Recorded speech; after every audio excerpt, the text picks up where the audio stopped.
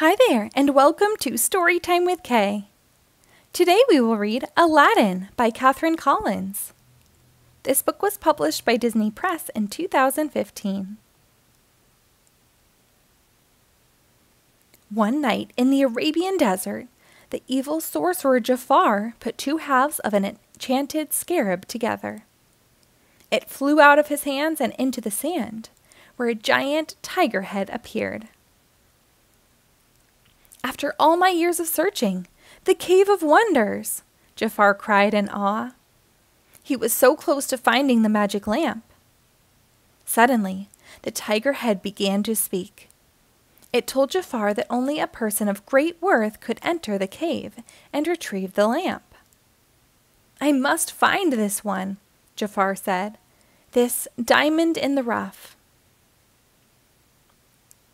The next morning, in the marketplace of Agrabah, a boy named Aladdin and his pet monkey, Abu, were fleeing from palace guards.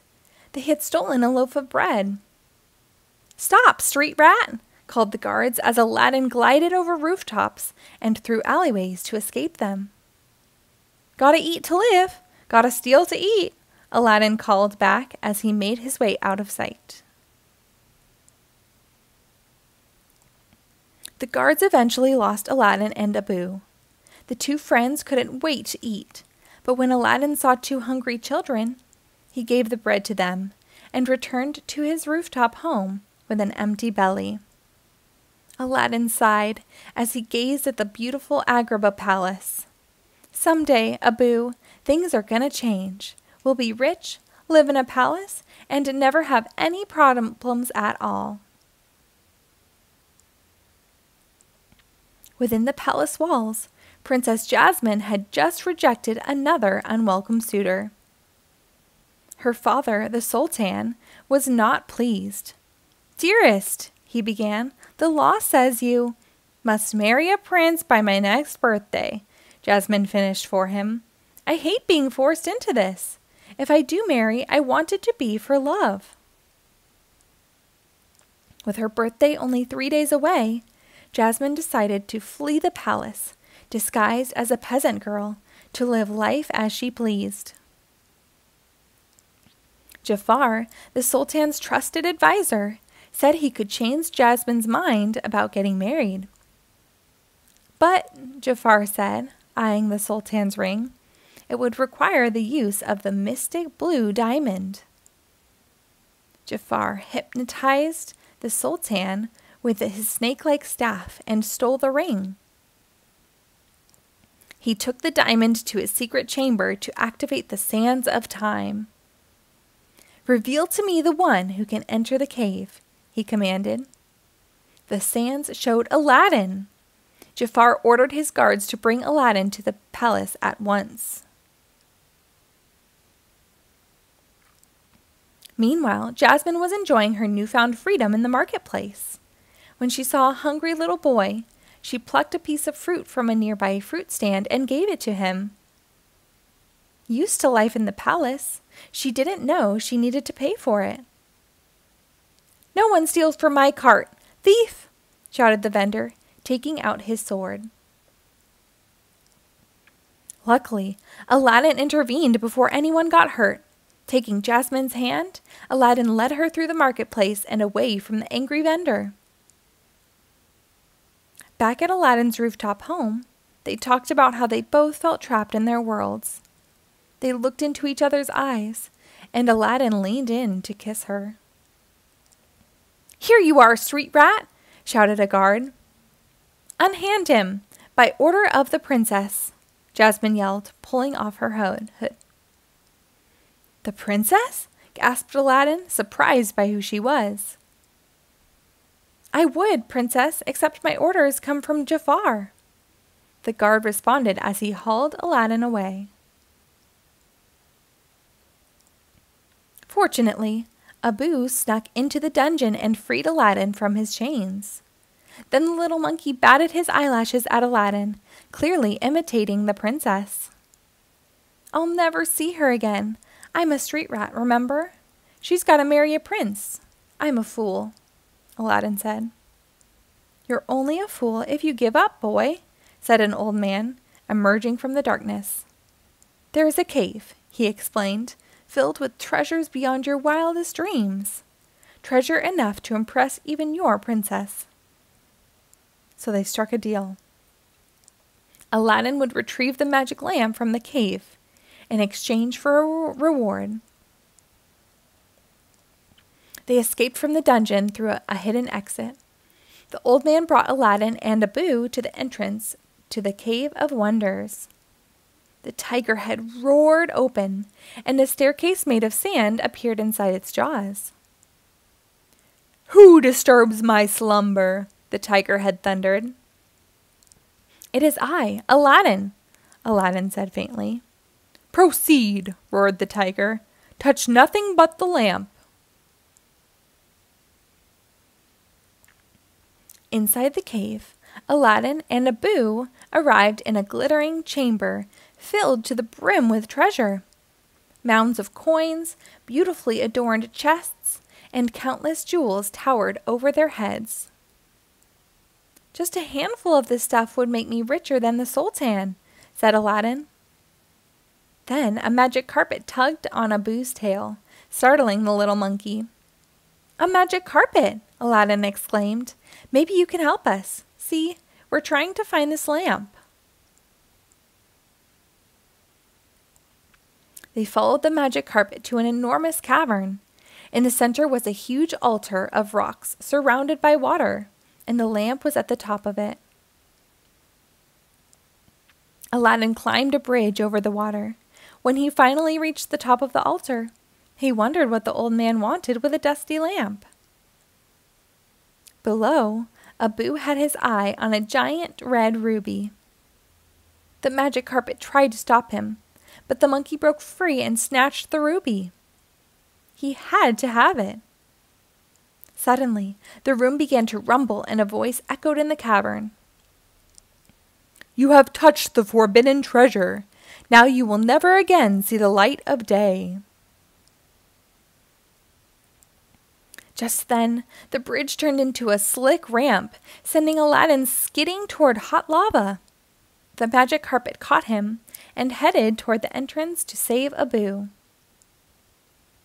Together, Aladdin, Abu, and the magic carpet zigzagged through the cave, dodging pillars of bursting lava, falling rocks, and crumbling walls. Just as they reached the entrance, a rock fell on the magic carpet, trapping it. Aladdin grabbed onto a ledge to keep from falling back into the cave. "Give me your hand!" Aladdin cried out to the old man. "First, give me the lamp!" the old man shouted.